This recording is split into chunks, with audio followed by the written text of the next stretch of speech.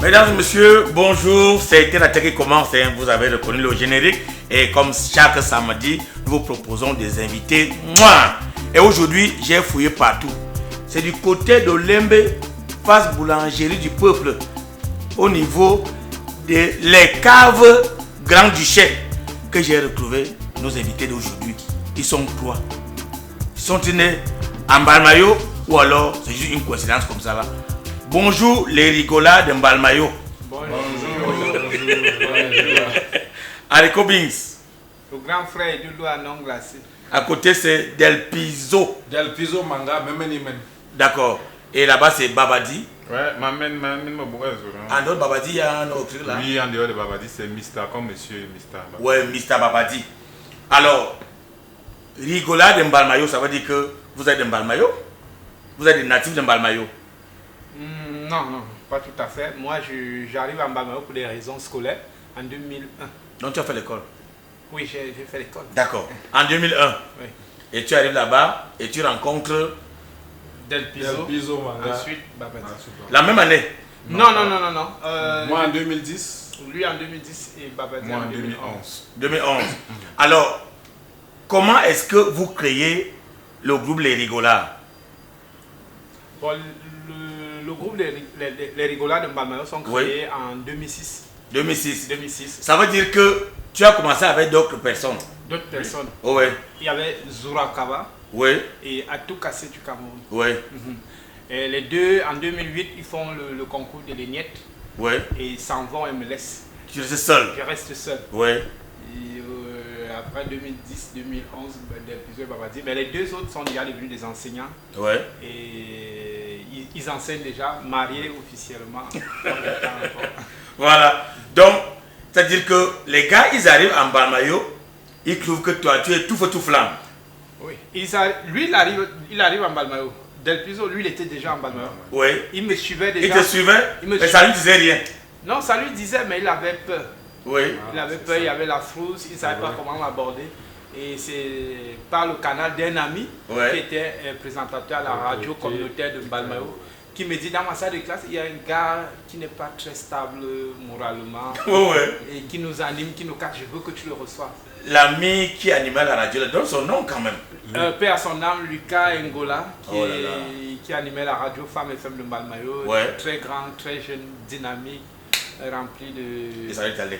Il s'en est allé. Il te dit donc qu'il y a un casse-tête. Il y a un casse... Non, pas un casse-tête, un animateur. Oui. Un bon animateur de salle de classe, Del Piso. Et Del Piso arrive. Alors, à Radio Femme, on avait une émission qu'on animait très souvent tous les samedis, 13h30, 14h30, appelée Cathédrale humoristique. Ça veut dire que votre rencontre, donc, c'est dans une radio. Dans une radio. Ce n'est pas dans un club théâtre. Non, c'était pas dans un club théâtre, c'était déjà dans une radio. Tu commences donc avec Del Piso. Del Piso. Et l'autre phénomène Babadi arrive après. Babadi arrive parce qu'il me suit sur le doigt là. Ouais. Il m'écoute à la radio et il critique l'émission. Ouais. Parce qu'à l'émission, nous on avait quelque chose qu'on faisait. On annonçait les artistes. Si c'est Richard Mougou qui chante. Ouais. On sait très bien que c'est la chanson de Richard Mougou. On vous dit, vous allez écouter maintenant Amapiero. Et puis on lance Richard Mougou. Il disait, oh j'aime l'émission, mais sauf que le présentateur fait trop d'erreurs avec les noms des artistes. Il disait, bon, il est tombé, il ne connaît pas le concept. Et voilà, et j'ai dit, il s'intéressait déjà à la comédie parce qu'à Douala, lui, il sortait de Douala. Et là, il arrive, on se rencontre. Et on choisit de faire route ensemble. Parce que nous, tous les dimanches, on avait une réunion, une rencontre hebdomadaire. Dans la ville, on travaillait, on répétait, on avait des entraînements dans la ville de Mbalmayo. Et puis c'était parti. Ils sont restés, ils ne sont plus jamais repartis. Alors, Babadi, toi, tu étais à Douala. Est-ce que déjà à Douala, là-bas, tu avais déjà commencé à faire quelque chose quand même? Oui, à Douala naturellement, avec des noms bien connus. Parce que moi, j'ai commencé au club théâtre, tout comme Haricot Bings. Club théâtre au lycée technique de Nilong, Ndokpasi, avec Yann Carlos, Paracétamol, Black Oya, qui était mon camarade de classe. Et on faisait le club théâtre. Maintenant, pour des raisons scolaires, parce que par rapport à la spécialité que je faisais,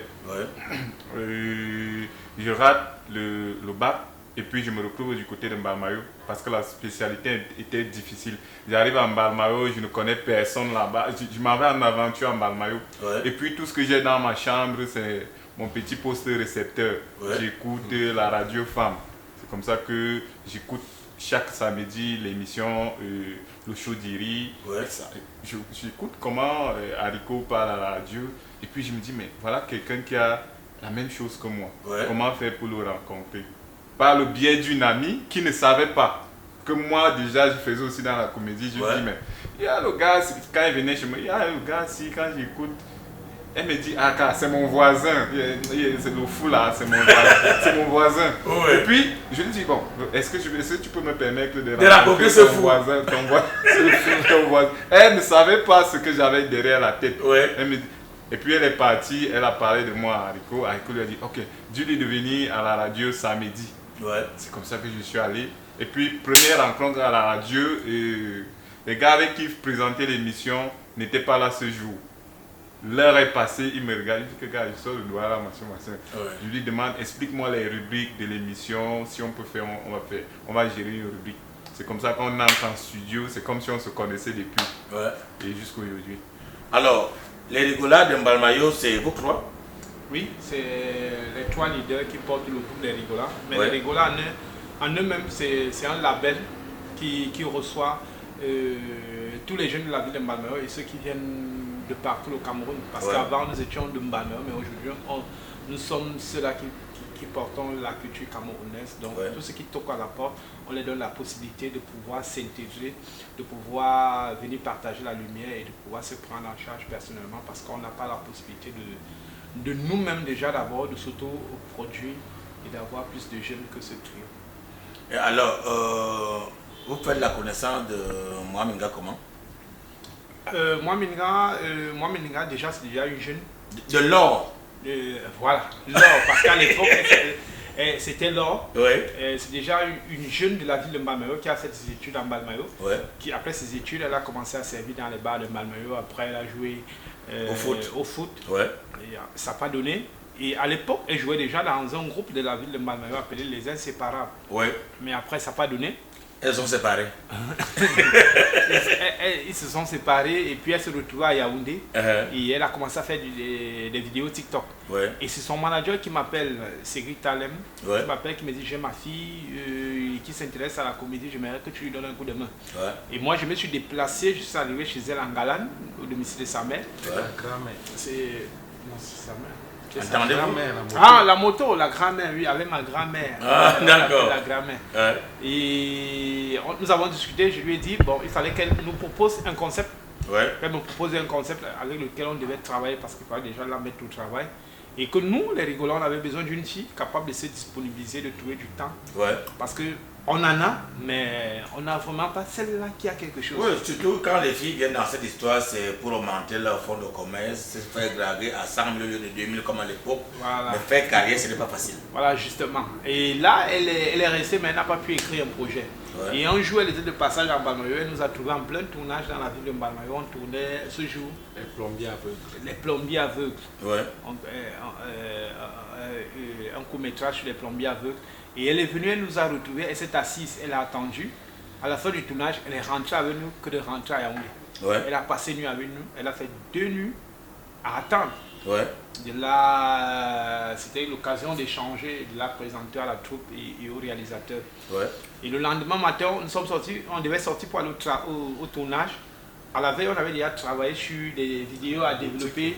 Le lendemain matin, le concept sur la boutique et tout. Et le réalisateur était en train de se laver. Ouais. Et nous, on était déjà dehors, on attendait avec les sacs, il était 8 heures. On attendait avec les sacs pour qu'ils viennent et qu'on aille. Et quand ils sortent des toilettes, ils disent, les gars, s'il vous plaît, j'aimerais je vienne avoir une idée là, je veux qu'on tourne un truc dans les toilettes. On dit, comment dans les toilettes? Il dit, Haricot, mets-toi en pagne. L'or, mets-toi en pagne. Il dit, c'est quoi? Il s'agit de quoi? Il dit, non, il faut que tu dragues l'or dans les toilettes. Je dis, draguer, puis à la fin, c'est quoi? Il dit, non, je veux juste que tu la dragues. Il dit, non, gars, non, les Nigériens ont déjà fait ça, on va refaire dans la rhétorique. Il dit, non, ça c'est fini. Ça s'est terminé comment? Je n'avais pas d'idée parce que je voulais juste qu'on s'en aille. Pour aller tourner les idées de Hollywood. Oui, que vous aviez, vous avez développé toute la nuit. Et puis maintenant, on se retrouve dans les toilettes, on se met à tourner. la vidéo, on tourne en français. Ouais. Je drague là en français. Yo, maman, tu fais quoi là-bas et tout, et tout. Il dit à la fille, ramasse ton seau, reviens, va le retrouver dans les toilettes. Moi, une nouvelle, je vois une nouvelle, je dis, wow, quand elle vient dans les toilettes là, moi aussi je suis en servir, en ventaille de servir. Bon. Quand elle arrive au niveau de l'entrée, elle dit, arrête-toi là. Je le regarde, je dis, mais c'est quoi, on ne continue pas le scénario. Il dit, maintenant, verse-lui de l'eau au corps. Je dis, mince, il est 8 h, il fait froid sur les montagnes de Mbalmayo, là, le froid que ça renvoie. Ouais. Je reste comme ça, il dit, mince. Donc, tout le matin, comme ça, tu as l'idée, l'inspiration que tu as, c'est qu'on vient de me verser de l'eau au corps. Et je dis ça en étant fâché. Et il se met à rigoler, il dit, les gars, vous savez, ça, il me vient à l'idée de... Gisela Mbougou, le réalisateur, il dit, les gars, il me vient à l'idée de recommencer, mais qu'on tourne en langue. Ouais. Toi, tu parles Eton et elle parle Wondo. Je dis, mais... Pourquoi on verse encore de l'eau une autre fois? Non, elle n'avait pas encore versé. Ah, d'accord. C'était avant qu'elle ne verse. Ouais. J'avais réagi, j'avais arrêté le tournage. Et là, et il me dit, je dois parler à Eton. Mais sauf que moi, j'ai déjà plus de 15 ans en Mbalmayo. À la radio, je fais même des émissions en Ewondo. Je ne parle même plus Eton. Je ne sais pas si je vais... J'ai la peur de décevoir toute une communauté de tonnes et de venir mélanger les tonnes avec les Ewondo. Et elle, Laure, elle était très bonne en Ewondo. Elle roulait les Ewondo. Maintenant, quand on commence, on veut reprendre maintenant en langue. Je lui demande, tu t'appelles même comment là? Est-ce que c'est Mbezelo ou bien Akobo ou bien ceci? Elle me dit, moi je n'ai pas de nom. Je dis, mais comment il faut que je lui trouve un nom? À force de chercher, après je me mets à... J'appelle jeune fille en étude, qui signifie moi Minga. Moi Minga, oh. Moi Minga, oh, Juru Kwamuru, oh. Voilà d'où est venu le nom. Moi Minga. Et c'est ce nom qu'elle porte encore. La vidéo est sortie, ça a connu tout ce que ça a. Alors, il y a autre chose qui vous réunit, c'est que vous êtes tous des plombiers. Toi, tu étais à Douala et quand tu as échoué là-bas, c'est la plomberie que tu faisais, non? Oui, je faisais la plomberie à Douala. Oh, ouais. Après, tu as été renvoyé. Voilà. On m'exclut du lycée technique parce qu'il faut le souligner, j'ai fait le lycée technique après le lycée technique de Nilon, je suis allé au lycée technique de Douala Koumassi. Et je faisais la plomberie tout comme à Rico Beans parce qu'à l'époque, la plomberie c'était une spécialité plomberie. On nous appelait IS. La spécialité c'est IS, installation sanitaire. Au Cameroun, on ne trouvait pas cette spécialité-là partout. On la trouvait à Douala, Bafoussam, Bangante, Yaoundé et Mbalmayo. Kolbisson. Ça faisait qu'on se connaissait presque tous. Et on faisait le tour du Cameroun. Quand tu échoues là-bas, tu entends que l'année passée, il y a eu le résultat de l'autre côté là. Tu cours, tu changes. Et c'est comme ça que je me retrouve alors en Mbalmayo pour faire installation sanitaire et d'où mon obtention du BT, brevet des techniciens, en Mbalmayo. D'accord. Et là, tu arrives donc, tu trouves le type-ci, que tu ne connaissais pas avant. Et toi aussi, toi tu as eu un BT en BTS. Le brevet des techniciens. Bon, toi aussi tu as fait la même filière. J'ai fait la même filière jusqu'en classe de terminale, mais moi je n'ai pas eu la chance d'avoir mon BTS. Ouais, je ne peux même pas insister par rapport à ça.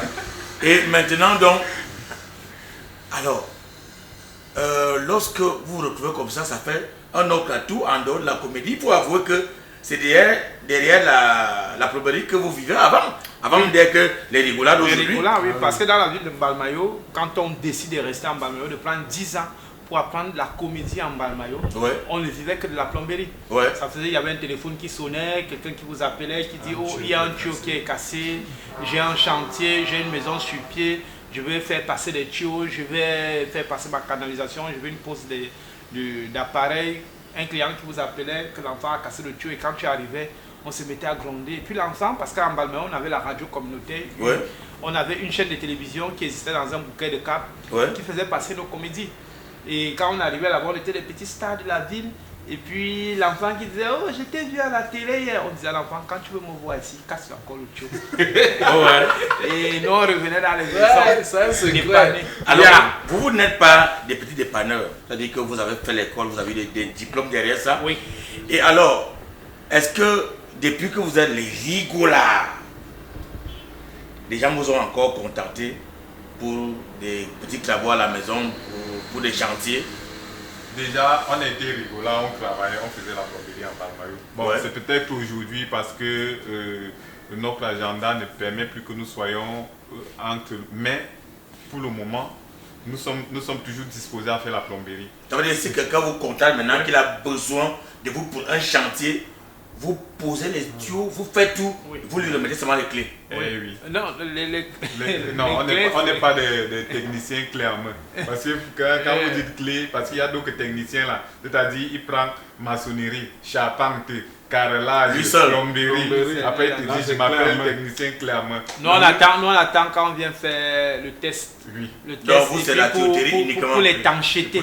Alors, pourquoi vous ne voulez... Parce que moi je vous ai appelé parce qu'il fallait que les gens soient au courant que vous êtes des plombiers, qu'en dehors de la comédie, moi je pense que les gens seront très contents, comme vos fans, de savoir qu'étant dans leur bureau, en train de faire des commentaires comme ça, que vous êtes dans leur chantier, en train de faire le travail, dit quand même que ce sont les rigolards qui font la tuyauterie chez moi à la maison, ce serait une bonne chose. Alors vous pensez que quoi? Les gens ne vont pas vous prendre au sérieux? Qui pensent que seulement vous êtes des comiques, ou alors vous voulez leur dire que vous êtes des plombiers. Voilà. D'autres ne nous prennent pas au sérieux, il faut le dire. Mais ceux qui nous connaissent vraiment savent que moi aujourd'hui, pour la petite histoire, je suis allé travailler dans un domicile dernièrement où on m'a convié. Le monsieur de la maison ne me connaissait pas comme star. Bon, quand je dis star, comme rigolard. Il savait qu'il a fait un plombier. Sauf que quand je suis arrivé chez lui, ses enfants m'ont reconnu. Les enfants étaient dépassés. Que ben, Babadi, plombier. Il dit, ouais, là c'est pas... Le premier m'a étonné que j'ai fait médiquer comme ça. Voilà, il dit, non, là c'est pas Babadi, c'est le plombier. C'est le plombier. C'est le plombier, hein? Moi récemment, j'ai fait une installation ici au 7, dans le bureau d'un commandant. Mais là, toi, tu ne l'as pas appelé? Oui. Non. Merci beaucoup. Non,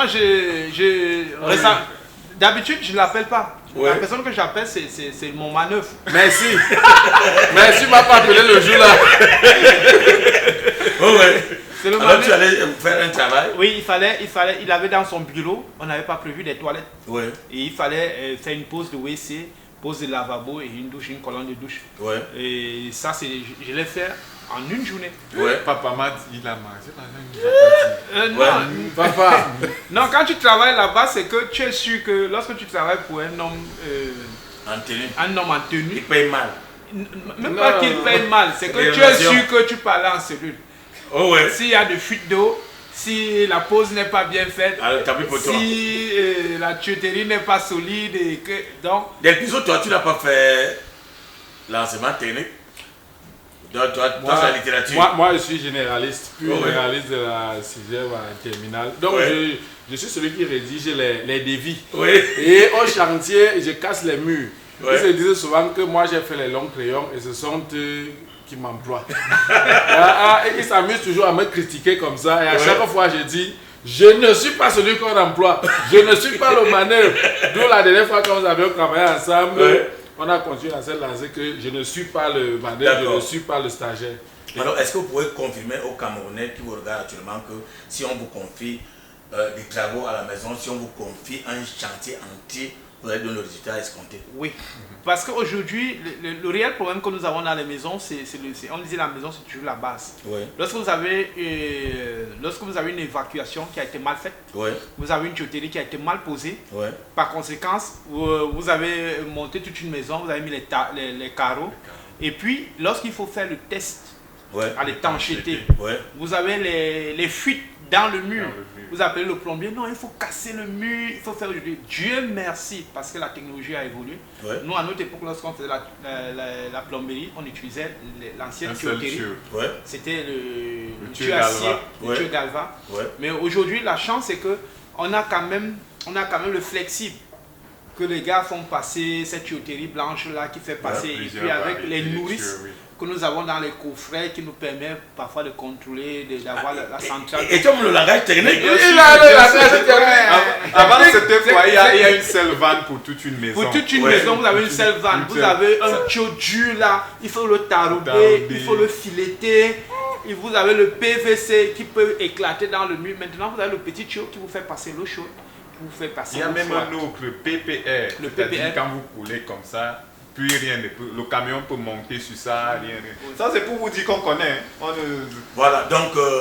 Mais n'ayez pas de crainte. Mais les gens, certaines personnes, lorsqu'on nous voit dans les chantiers, on dit vraiment, comment il va aller vous porter plainte si vraiment j'ai les programmes à saluer.